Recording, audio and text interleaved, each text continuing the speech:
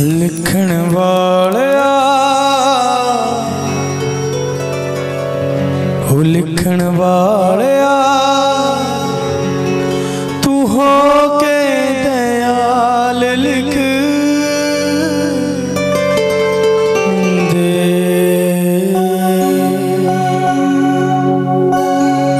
मेरे पागां दे विच मेरे गुरां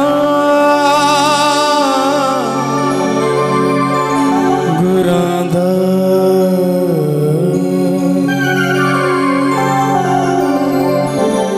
गुरां दा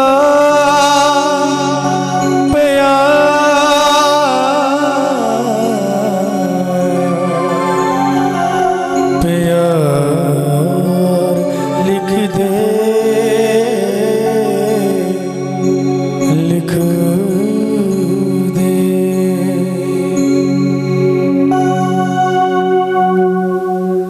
परम मंगलमय परात्पर अखिलेश्वर अकारण करुणावरणालय तड़ोदित अभिनंदित पितांबरधारी भक्तवांशा कल्पतरु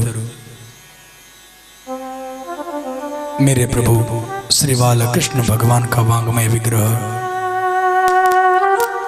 श्रीमद् भागवत महापुराण संत भगवंत और गुरुजनों की कृपा से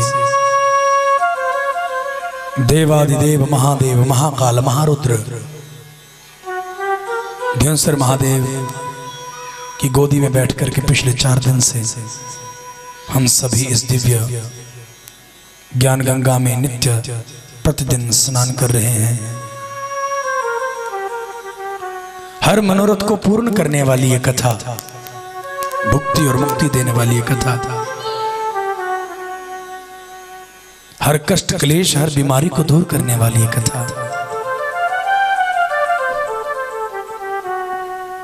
इवन काल को भी जीव जीत जाता है, काल के ऊपर भी विजय प्राप्त कर लेता है जो श्रीमद् भागवत महापुराण की शरण में आ जाता है। इन संसारिक शत्रुओं का तो कहना ही क्या, समस्त संसार के ऊपर तो विजय प्राप्त करेगा, बल्कि साक्षात ये काल के ऊपर भी विजय प्राप्त कर लेता है वो जीव जो श्रीमद् भागवत महापुराण की शरण में आ जाता है। बोलिए श्रीमद् भागवत महापुराण की। ये वो दिव्य कथा जिस कथा के श्रवण करने मात्र से माता पार्वती भी अमर हो गई, बार बार जन्म लेना पड़ा, बार बार देह त्यागनी पड़ी उन्हें, लेकिन जिस घड़ी जिस क्षण जिस पल इस दिव्य कथा को ग्रहण किया, प्राप्त किया, पिया इस कथा के, इस दिव्य कथा के ज्ञान रस को, उस दिन के बाद अमरत्व को प्राप्त हो गई। यदि हम सच्चे मन से श्रीमद् भागवत महापुराण की शरण में बैठ करके इस दिव्य कथा का रसपान कर लें, जीवन परिवर्तित होता रहा है। तकदीर और तस्वीर बदलती देखी है मैंने लोगों की, और जो लोग ये कहें कि मेरे ऊपर कृपा नहीं हुई, कहीं ना कहीं उसके अपने आप में खोट रहा होगा। बार बार इस कथा को सुनो, तब तक सुनते रहो जब तक जुबान से गाली निकलना बंद नहीं हो गई, तब तक इस कथा को सुनते रहो जब तक तेरे घर में तू क्लेश करता है वो तू क्लेश करने से हट नहीं गया, तब तक इस कथा को हट से सुनो, बार बार सुनो, जिद कर करके सुनो, जब तक तेरे मन से यह भाव नहीं निकल गया कि संसार में कोई मेरा शत्रु है, तब तक इस कथा को सुनते रहो जब तक मेरे बांके बिहारी लाल संसार के प्रत्येक जीव में हमें दिखाई नहीं देने लग गए। और जिस दिन उस स्थिति को, उस लेवल को, उस परिस्थिति में हम प्रवेश कर जाएंगे, उस अवस्था को हम प्राप्त कर लेंगे, पहले हट करना पड़ेगा कथा के लिए। और जब उस स्थिति में पहुंच गए, उस अवस्था में पहुंच गए कि प्रत्येक जीव में कृष्ण दिखाई देने लग गया, उसके बाद तुम कथा सुनने के लिए तड़पना नहीं। तुम नहीं सोचना कि मैंने कथा सुननी है, तुम अपने आप बिना सोचे समझे बिना तड़प के कथा में पहुंच जाओगे। पहले नियम जरूरी है, जब नियम पक गया फिर न्यूट्रली इंसान भगवान से जुड़ जाता है। तड़पने की, अपने आप से हट करने की, जिद करने की जरूरत नहीं पड़ती। जोर से बोलना पड़ेगा जय श्री कृष्ण। ऐसे ऐसे लोगों पर कृपा हुई है श्रीमद् भागवत महापुराण की। ऐसी बीमारियां लोगों को कि डॉक्टर्स बोले कि एंडी है, बस घर ले जाकर के थोड़ा पूजा पाठ करवा दो, दान पुण्य करवा दो, नहीं बचेगा। लेकिन श्रीमद् भागवत महापुराण की कृपा से हर बीमारी का इलाज हो गया। कोई ऑपरेशन नहीं, कोई दवाई नहीं। प्रेम से बोलना पड़ेगा जय श्री कृष्ण। लेकिन कब? जब यहां से कम यहां से ज्यादा कनेक्शन हो कन्हैया के साथ। जोर से बोलना पड़ेगा जय श्री कृष्ण। भगवान पर विश्वास जब तक ना हो। मैं भगवान को भोग लगाने जाता हूं, प्रेम से बोलो जय श्री कृष्ण। मैं भगवान को भोग लगाने जाता हूं और जो मैं भगवान को भोग लगा रहा हूं वो भगवान ग्रहण कर रहे हैं, यह भाव का होना जरूरी। भोग का लगाना जरूरी है, लेकिन भोग लगाने के साथ साथ यह भाव होना भी जरूरी है कि भगवान ग्रहण कर रहे हैं, भगवान खा रहे हैं। जोर से बोलो जय श्री कृष्ण। प्रेम से बोलो जय श्री कृष्ण। जय श्री कृष्ण। बोलो बांके बिहारी लाल। भाव का होना भी बड़ा जरूरी है। प्रेम से बोलना पड़ेगा जय श्री कृष्ण। बोलो बांके बिहारी लाल की। एक भाई साहब थे, कोई बेचारे, कोई मन में तमन्ना हो गई मेरी ये कामना पूर्ण हो जाए। भैया किसी ने बांके बिहारी लाल की एक ऐसी मूर्ति दे दी, ले जा, इसकी सेवा कर, 1.25 महीने में तेरी मनोकामना पूरी हो जाएगी। अब रोज सवेरे उठता, भगवान का स्नान करवाता, भोग लगाता, आरती करता। 1.25 महीना क्या 6 महीने बीत गए, कोई कृपा नहीं हुई। प्रेम से बोलो जय श्री कृष्ण। सोचने लगा मैं मूर्ति को रोज भोग लगाता हूं। किसे भोग लगाता हूं? मूर्ति को, प्रतिमा को। भगवान ने कृपा नहीं की। अरे मैं मूर्ति का रोज दिन में 3-3 बार स्नान करवाता हूं, आरती उतारता हूं मूर्ति की 3-3 बार दिन में। भगवान ने कृपा की नहीं। रोज भगवान की इस मूर्ति के आगे बैठ करके 10,000 माला, 5,000 माला, 2,000 माला फेरता हूं, लेकिन कोई कृपा नहीं हुई भगवान की। क्यों? 6 महीने बीत गए, पूरा साल बीत गया। जोर से बोलना पड़ेगा जय श्री कृष्ण। जय श्री कृष्ण। साल बीता, देखा कृष्ण कन्हैया ने कृपा नहीं की। बाबा थोड़ा गुस्सा आ गया, बोले कृष्ण किसी काम का नहीं है, क्या फायदा इस मूर्ति को लाने का, कृपा तो हुई नहीं। वो पंडित ने तो 1.25 महीना कहा था, मुझे तो 1.25 साल हो गया, कोई कृपा नहीं हुई। प्रेम से बोलना पड़ेगा जय श्री कृष्ण। जय श्री कृष्ण। बोलिए बांके बिहारी लाल की जय हो। 1.25 साल हो गया। सोचने लगा या तो ये मूर्ति नकली है, डुप्लीकेट है, या फिर वो बताने वाला पंडित डुप्लीकेट था। प्रेम से बोलो जय श्री कृष्ण। दोनों में से कहीं ना कहीं तो गड़बड़ी थी। अरे चलो पंडित डुप्लीकेट भी था मान लो, लेकिन मूर्ति की तो पूजा की, भगवान को तो कृपा करनी चाहिए थी। ये मूर्ति डुप्लीकेट है। प्रेम से बोलो जय श्री कृष्ण। जय श्री कृष्ण। किसी और पंडित जी के पास चले गए, पंडित जी बोले भैया कृष्ण थोड़ा टेढ़ा है, देता है लेकिन तरसा के देता है, लेकिन सबसे जल्दी प्रसन्न होने वाले कौन देवता है? ऐसा कौन सा देव है, देवता है जो सबसे जल्दी प्रसन्न हो जाता है? वो कौन है?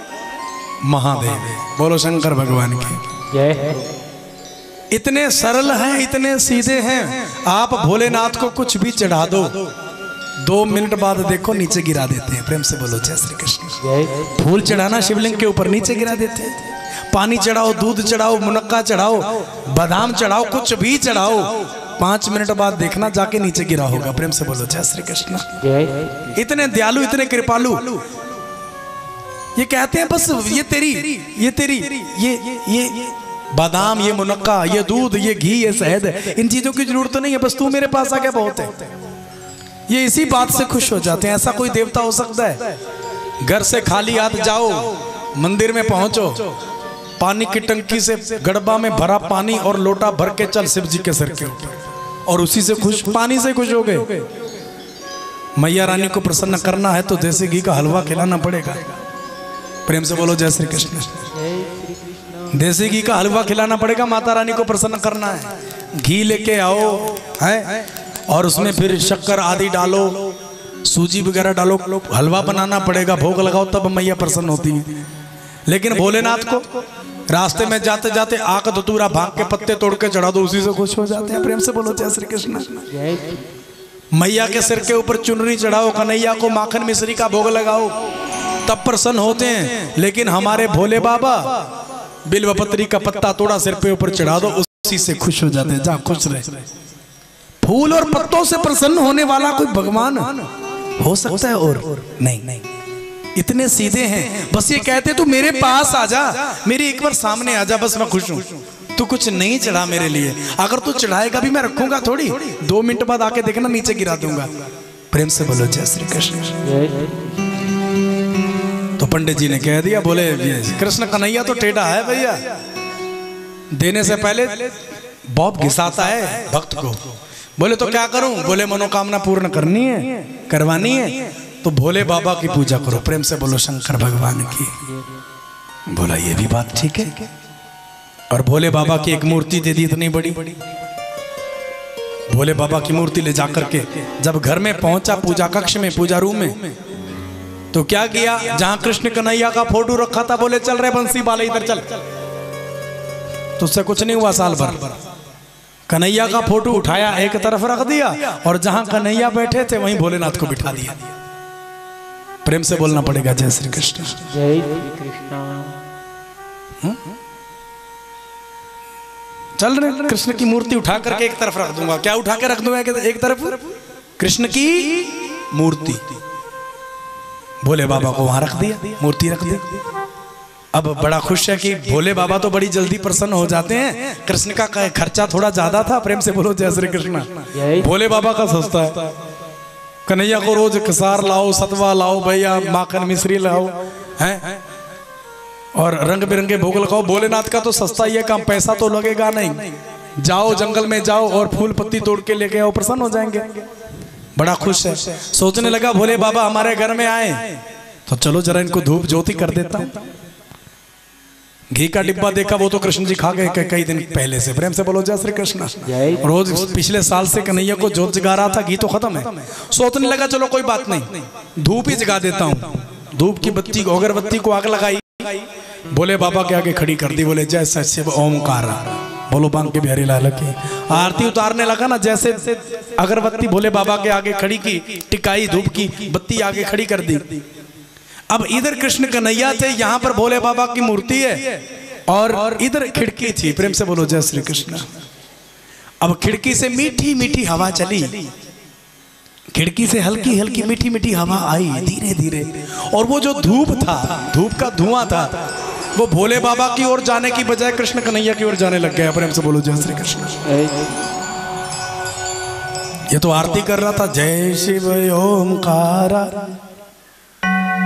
कृष्ण कन्हैया धूप खा रहा है। धूप के आगे कृष्ण कन्हैया की मूर्ति की ओर से हाथ कर लिया। बोले भोले बाबा तुझे धूप लगा रहा हूं, खा।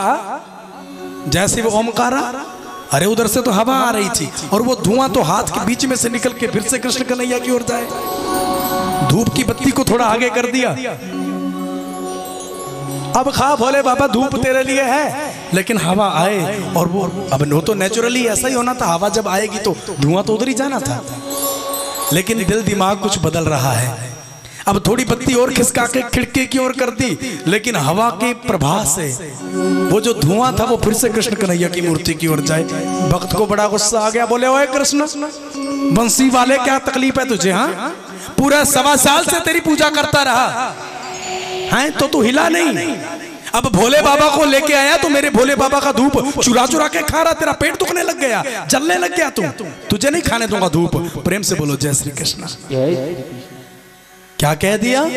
अब तू मेरे भोले बाबा का धूप खा रहा है, सूंघ रहा है, तुझे नहीं सूंघने दूंगा, तुझे नहीं खाने दूंगा, ये धूप ये भोलेनाथ के लिए लगाया है। जैसे ही इतनी बात कही एकदम से मूर्ति फटी और बांके बिहारी लाल सामने प्रकट हो गए। बोलिए कृष्ण कन्हैया। ये भक्त तो जमीन पर गिर गया, सोचने लगा डंडा लेके आगे मार देगा मुझे कि मैंने इसको धूप नहीं खाने दिया। ये तो डर गया बेचारा। बोले महाराज गलती हो गई, धूप की पूरी बत्ती खा जाओ, कुछ मत कहना। बोले अरे पगले घबरा मत, मैं तुम्हें मारने के लिए नहीं आया हूं, मैं तो तुझे प्रेम देने आया हूं, तुझे ममता लुटाने आया हूं, तुझे गले से लगाने आया हूं।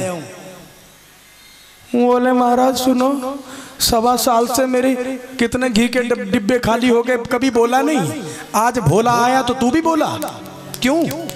बोले सुन, पिछले 1.25 साल से तू मेरी मूर्ति की पूजा कर रहा था, मेरी मूर्ति को मूर्ति समझ के। पिछले 1.25 साल से तूने मेरी मूर्ति को तूने मूर्ति समझा, और आज तूने पहली बार तेरे मन में ये भाव जगा कि मैं मूर्ति नहीं हूं, मैं कृष्ण हूं, मैं खाता भी हूं, मैं सूंघता भी हूं, मैं पी भी सकता हूं। आज तेरे मन में ये भाव जगा, और जिस दिन, जिस समय, जिस घड़ी, जिस पल जीव के मन में ये विचार आ जाता है कि मैं पत्थर नहीं हूं, मैं भी तेरे जैसा हूं, तेरी तरह मुझे भी दुख होता है, तेरी तरह मैं भी रोता हूँ, तेरी तरह मैं भी हंसता हूँ, तेरी तरह मुझे भी सर्दी गर्मी लगती है। जब जीव अपने जैसा मुझे समझने लग जाता है और मुझ जैसा खुद को समझने लग जाता है, उसी वक्त तो मैं प्राप्त होता हूँ उसे।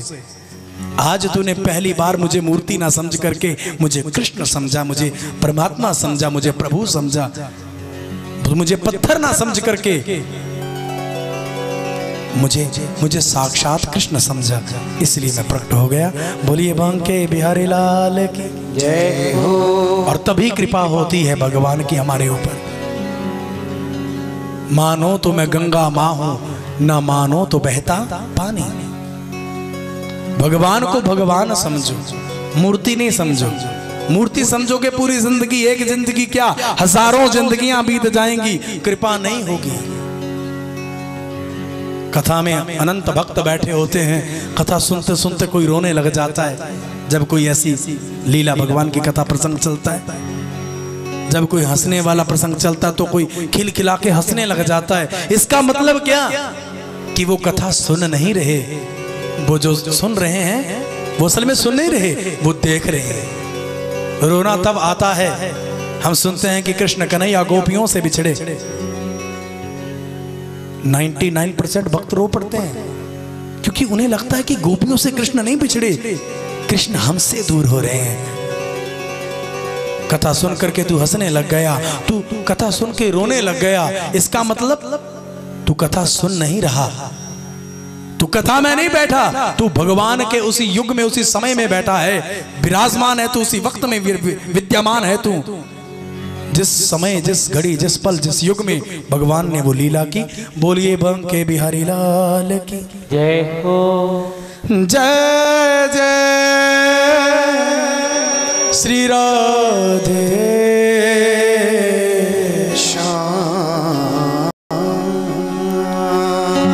शंभो हरे हरे महादेव। बोलिए श्रीमद् भागवत महापुराण की जय हो। बोलिए सुखदेव महाराज की जय हो। आ बैठ के कभी भी भगवान के मंदिर में जाओ, भगवान की कथा में जाओ, भगवान के पवित्र धाम में जाओ, अपने अपने घर में पूजा स्थल में बैठो तो बड़े बड़े भाव से उसे मूर्ति मत समझना, उसे समझना कि वो सामने बैठा है और उससे क्या कहना।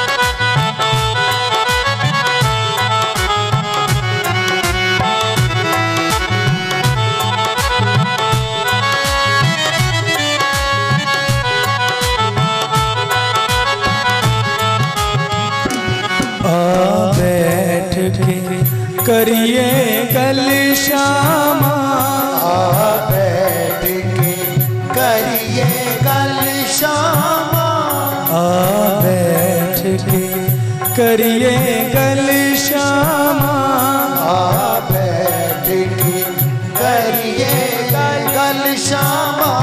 एक तू होवे एक मैं होवा, एक तू होवे एक मैं होवा, बैठ के करिए कल श्यामा, बैठ के करिए कल श्यामा।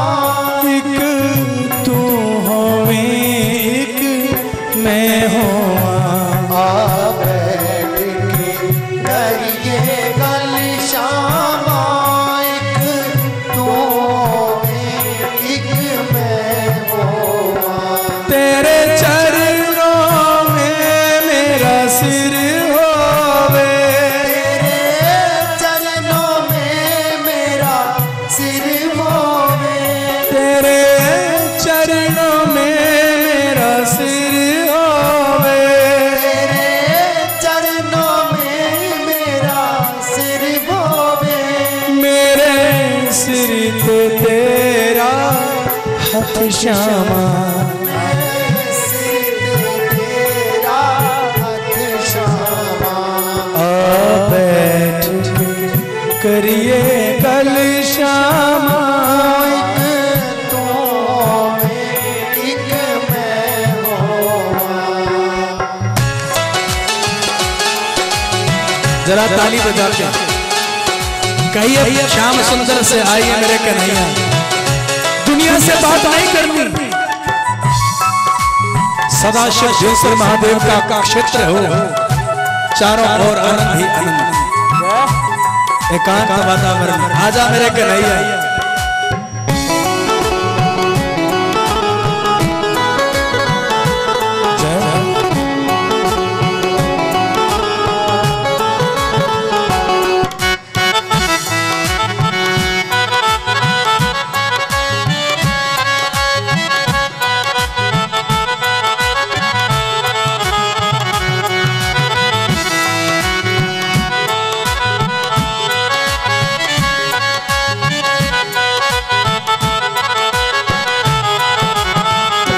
सब दुखड़े जांदे कंठ श्यामा, सब दुखड़े जाते कट श्यामा।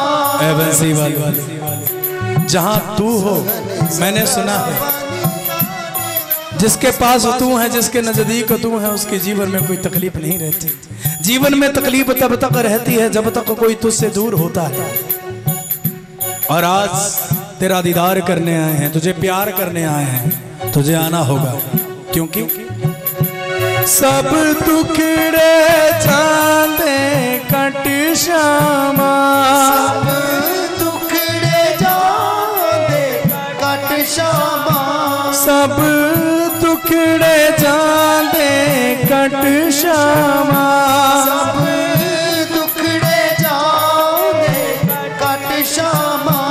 एक तू होवे एक मैं होवा, एक तू एक मैं होवा, बैठ के करिए कल श्यामा, एक तू एक मैं होवा। जय हो। एक बार हाथ ऊपर करके ताली बजा के बुलाइए बंसी वाले को।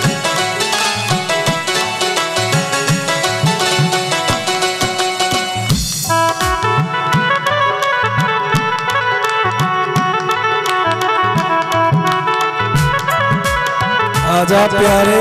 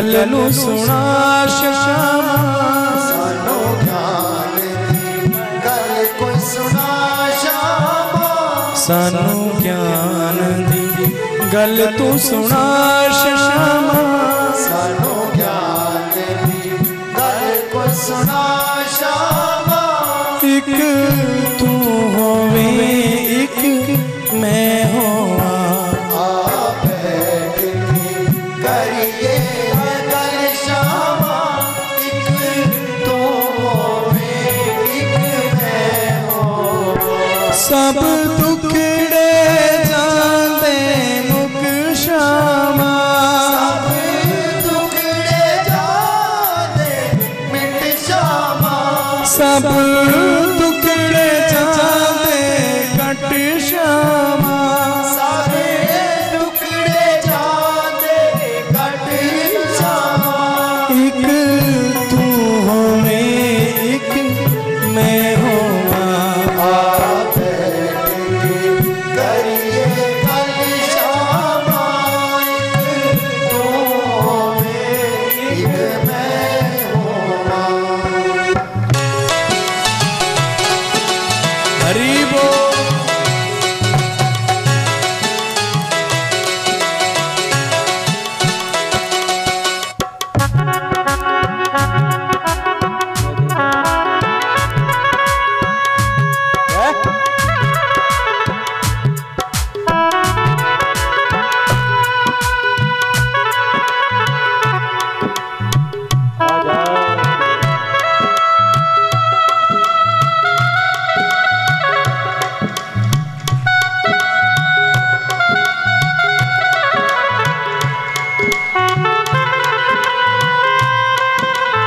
जय हो